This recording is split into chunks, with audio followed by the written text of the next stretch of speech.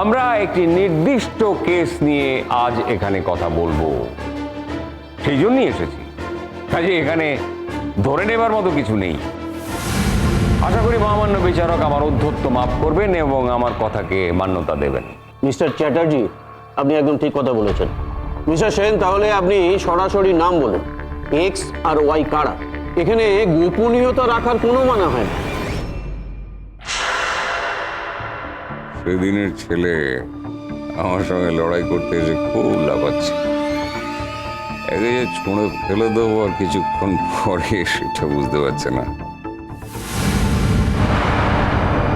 Your honour, আমি আমার বিপক্ষীয় বন্ধুকে ধন্যবাদ জানাচ্ছি এই জন্য যে সত্যি এভাবেই তো আমরা পরস্পরের কাছ থেকে পরস্পরের শিক্ষা গ্রহণ করে থাকি।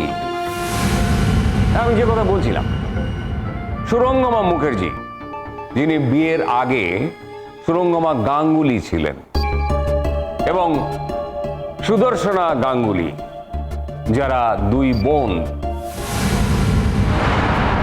না নিজের বোন নয়, কাজিন সিস্টার। সুরঙ্গমা মুখার্জি বেনারসের একজন বর্ধিষ্ণু পরিবারের মেয়ে। ছোটবেলা থেকেই তিনি একজন বিশিষ্ট নৃত্যশিল্পী, সেটা আমরা সবাই জানি।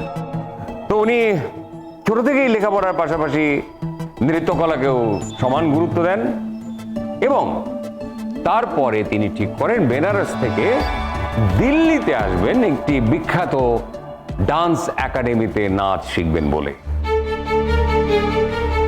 এই প্রসঙ্গে আরো একবার বলে রাখি যে সুরঙ্গমা মুখার্জি এবং সুদর্শনা গাঙ্গুলি আপন খুড়তুতো জ্যাঠতুতো বোন।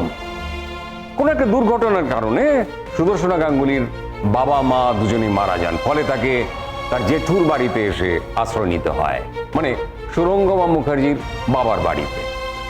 সুরঙ্গমা মুখার্জির মতো একই রকম আদরে আহ্লাদে প্রশ্রয়ে বড় হতে থাকেন এবং ভালোবাসায় বড় হতে থাকেন সুদর্শনা গাঙ্গুলি। সুদর্শনা যেহেতু বয়সে ছোট ছিল, তাই সেও দিদির মতো নাচ শিখতে চায়। অনেকেই দিদিকে রোল মডেল মনে করে। সুদর্শনা হয়তো সেই ভেবেই নাচের জগতে এসেছিল, কিংবা দিদি যা করছে আমাকেও তাই করতে হবে, এই মনোভাব নিয়ে এসে নাচের জগতে এন্ট্রি নিয়েছিল। তাই দুজনেই একই ডান্স একাডেমিতে ভর্তি হয়। Objection your honour.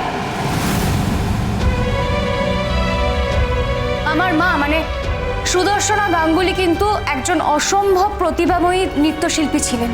তিনি প্রতিভা নিয়েই জন্মেছিলেন, তাই কাউকে দেখে রোল মডেল করে নাচ শেখাটা তিনি কোনোদিনই করেননি, বিশেষ করে এনাকে, সুরঙ্গমা মুখার্জিকে। আর দিদি যেটা করছে সেটা আমাকেও করতে হবে, এই রকম ধারণায় কিন্তু বিশ্বাসী ছিলেন না আমার মা মানে সুদর্শনা গাঙ্গুলি। আর এখানে উকিল সাহেব আমার মায়ের সম্বন্ধে যে কথাগুলো বলছেন, আমি জানি না উনি কিসের ভিত্তিতে বলছেন, কারণ উনি তো আমার মাকে কোনোদিনও দেখেননি, কোনোদিনও চিনতেনই না। তাহলে তাহলে কোন ভিত্তিতে বলছেন এই কথাগুলো? রোশনাই সোম থেকে রবি প্রতিদিন রাত 10টায় স্টার জলসায় ও জিও হটস্টারে।